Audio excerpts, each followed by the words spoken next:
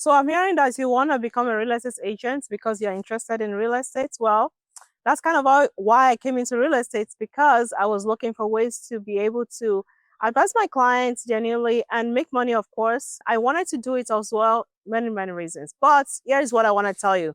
A lot of people have contacted me and said, should I still become a real estate agent? Do you think it's worth it? And I want to be able to talk to you about, is being a real estate agent still worth it if I want to invest in real estate, or I want to become, I want to buy houses in real estate? Like, whatever reason, is it still worth it in this downtime? That's what I want to talk about.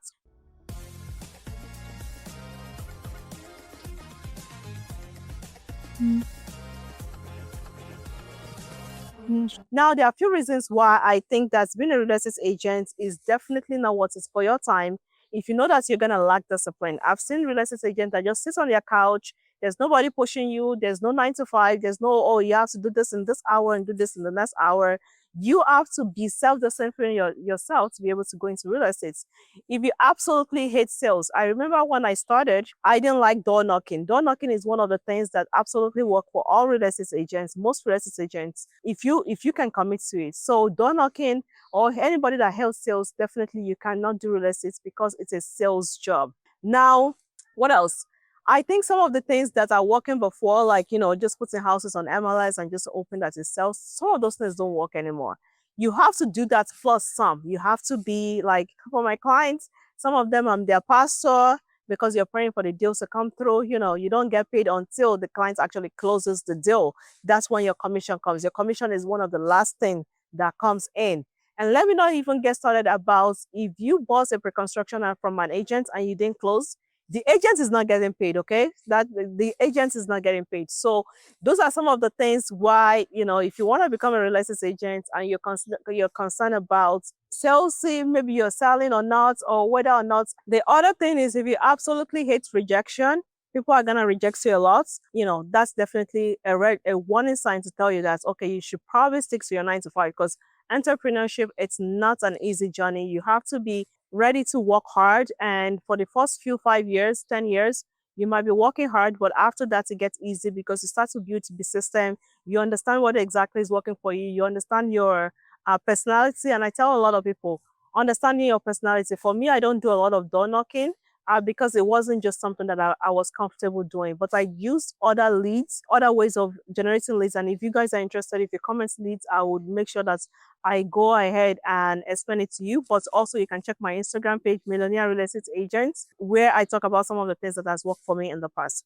So I was saying before, agents don't get paid when you guys are not closing your deals. So that's something that you have to be worried about. Your income is not guaranteed. So you need to be able to manage your finances, at the very least understand financial literacy, because the commissions that you're going to make, you're going to put it on the side, waiting for the days that business are slower and all of those things.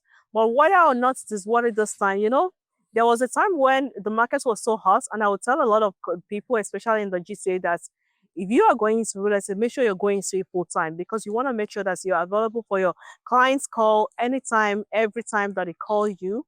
But now that the business is slower, I think doing real estate as a part-time job is definitely worth it, and making sure that you keep your 9 to 5 job, at least for the first 6 months, to help you to get accustomed to, strategizing and putting some money away for the raining days, right? So that's definitely something that I would do if I was starting now. I wouldn't say you guys should go into it full time. Number two is, make sure that you are joining a brokerage that is current, because I was saying MLS, just putting things on MLS is not just going to get the job done. And let me just tell you, all the things that you're going to learn from your school are just the beginning. They are not even things. We all know when we go to school, those are things that we'll learn, but those are not things that you're going to use on the field. So how to write agreements of purchase and sale, how to fill out the information, how to talk to your clients, how to convert your clients, closing deals, all those paperwork. Those are a lot. So you need to be joining a brokerage that is willing to explain all of those things for you, and then some. And the one thing that is mostly important to me is also making sure that your broker record has your back, right? Because you're doing it in financial institution, or you're dealing with people's finances, and this is probably one of the biggest finances that they will ever make, if not the biggest. So you definitely want to make sure that you're not toying with people's emotions when it comes to their money. So make sure that you join a brokerage that has your back, that will explain everything to you, to make sure you're not making mistakes, so that you can stand comfortable. Now, one of the things that I want to say is that if you are going to be doing real estate as of now, one of the tips I'll give you is personal branding. One, making sure you're on the social media, making sure that you have websites. All of those things is going to help you to get exposed to the customers that are going to be helping you. Now, the other thing for real estate people, real estate investors first, and then wants to become a real estate agent.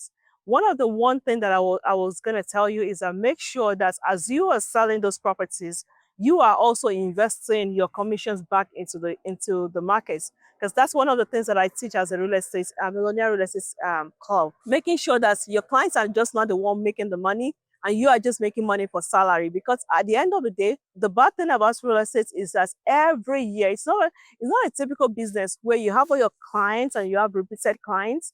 Most people will buy a house, maybe for 5 years, they may not buy a house again.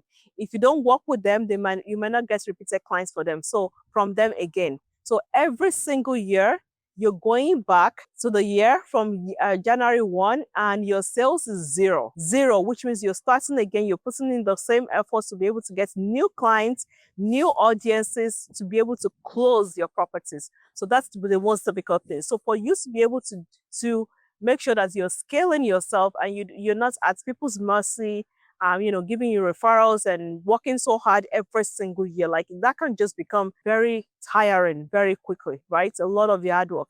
Make sure that you're investing your money back into real estate to make sure that you are expanding yourself and you're doing good for yourself. So that's one of the most examples that I can give you. One of the other things that somebody told me when I just started, and I'll share with you, he said to me, he said, Deborah, you have the zeal to be able to run, yeah, like 24 hours, running, closing deals, showing properties, but there'll be a time when you will not want to do this again. There will be a time when you're just tired. You just don't want to talk to anybody because people are tiring, right? We are all humans. And clients bring all their emotions. You are their pastor, you are their priest, you are their, divorce lawyer. They are talking to their kids. You're talking to them about, even when I've talked to my clients about so many things, you guys wouldn't believe it. It's like the most intimate thing that you can imagine. I've probably have a conversation with my clients about it at this point.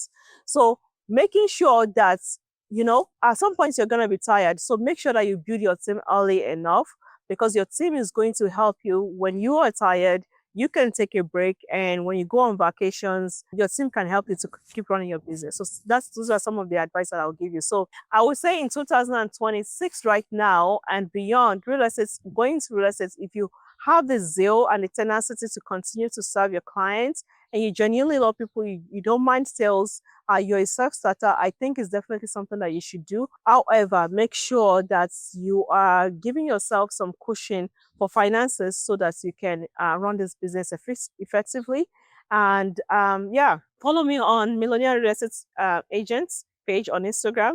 And also, I would like to personally invite you, if you are in Edmonton or Calgary, I'll put the information down where we're just going to be talking. It's a meet-up session where we're just talking to business owners that has made over $100,000 in their business. And we're just brainstorming on how to scale our businesses, how to diversify into other side hustles or other businesses, like I like to call it, making sure that you're scaling from mom and pop shop to actual businesses that you can sell one day. And this is very, very important. So if you're interested in that, please drop a comment or send me an email, and I will send you all the details. Okay, until next time, I will see you next time. Subscribe, okay, guys? Subscribe to my channel. Subscribe.